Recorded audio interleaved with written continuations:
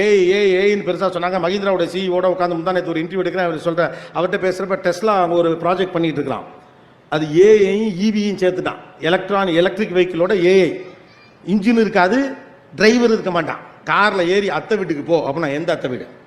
காஞ்சனா அத்தை வீட்டுக்கு போ. உங்களுக்கு சண்டையாச்சே, இருந்தாலும் பரவாயில்ல, போ, சண்டை போட தான் போகிறோம். எல்லாத்தையும் சொல்லிடும், கம்ப்ளீட்லி எல்லாத்தையும் அது சொல்லிடும். அது பழைய டேட்டாலேருந்து எடுக்கும். அத்தைக்கு உங்களுக்கு பிரச்சனையாச்சு, இருக்கு தெரியும். அன்னைக்கு ஒரு 2 வார்த்தை பேசணும்னு நினச்சேன், அதை மறந்துட்டேன்.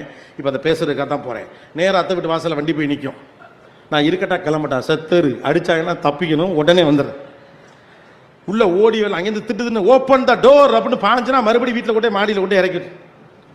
பயலுகள்லாம் மாடியில் நேராக பாராசூட்டில் குதிப்பாங்க. எவனுக்கு தெரியும்? அங்கே உட்காந்து எல்லுசாமின்னு ஒருத்தர் நம்மால் தான் அந்த டிசைன் பண்ணுறவர் ஒரு தமிழர். ஏஐயும் இவியையும் சேர்த்து டெஸ்லாக்கு கார் பண்ணுற நம்பால்.